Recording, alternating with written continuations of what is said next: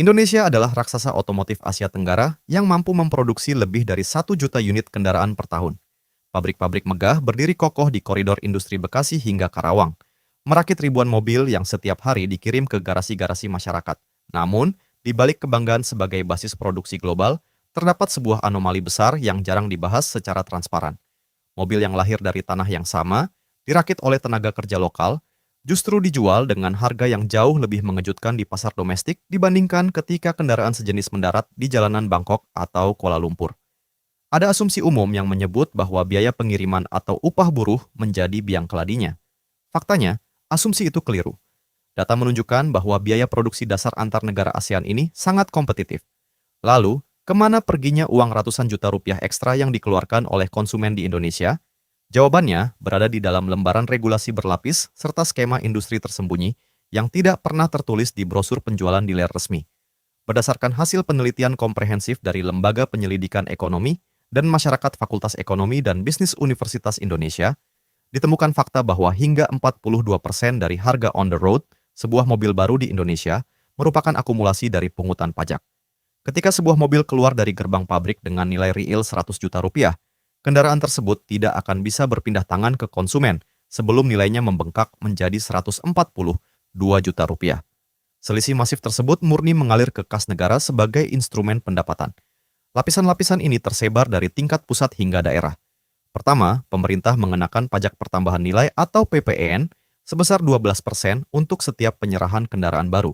Lapisan kedua adalah pajak penjualan atas barang mewah atau PPNBM yang dimulai dari angka 15% untuk segmen kendaraan penumpang standar.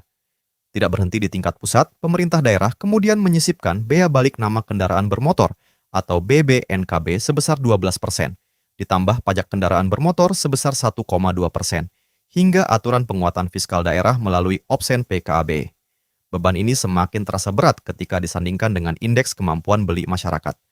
Di Malaysia, dengan upah minimum yang lebih tinggi, harga sebuah mobil keluarga seringkali hanya setara dengan 15 hingga 20 kali lipat pendapatan bulanan rata-rata pekerja. Sementara di Indonesia, seorang pekerja dengan upah minimum regional harus mengumpulkan seluruh pendapatannya selama 50 hingga 60 bulan tanpa konsumsi lain hanya untuk menebus 1 unit kendaraan keluarga segmen terendah. Mengapa Thailand dan Malaysia mampu menekan angka tersebut ke tingkat yang jauh lebih rasional? Jawabannya terletak pada arah kebijakan insentif jangka panjang.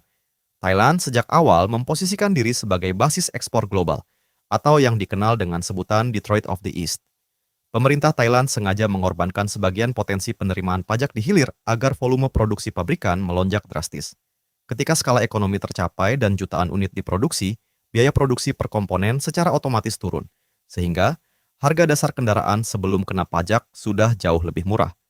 Di sisi lain, Malaysia sukses memanfaatkan skema National Car Project melalui proteksi dan insentif terarah, yang memaksa merek global menurunkan margin keuntungan agar tetap kompetitif di pasar domestik mereka.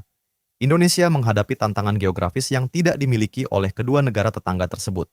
Sebagai negara kepulauan, biaya logistik domestik dari pusat perakitan di Jawa menuju pulau-pulau lain seperti Sumatera, Kalimantan, hingga Papua memakan biaya yang sangat besar.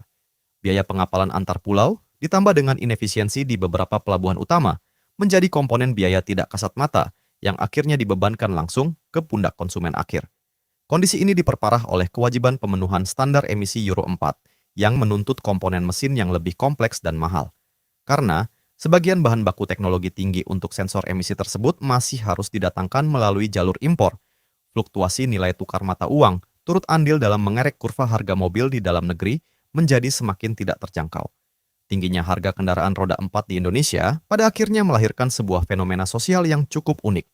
Mobil tidak lagi dipandang semata-mata sebagai alat transportasi fungsional untuk berpindah tempat dari titik A ke titik B.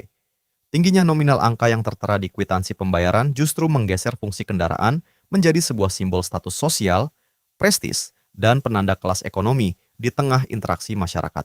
Hambatan harga yang tinggi ini tidak serta-merta membunuh daya beli secara total, melainkan memaksa kelompok masyarakat kelas menengah untuk mengambil skema pembiayaan atau kredit jangka panjang dengan tenor ekstrim demi memiliki sebuah aset yang nilainya terus mengalami depresiasi setiap tahun.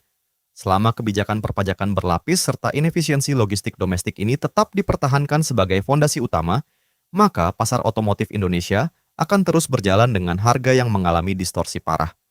Menikmati kendaraan dengan harga yang jujur, rasional, dan setara dengan kualitas daya beli real, tampaknya masih menjadi impian jangka panjang yang harus dibayar sangat mahal oleh masyarakat di negeri ini.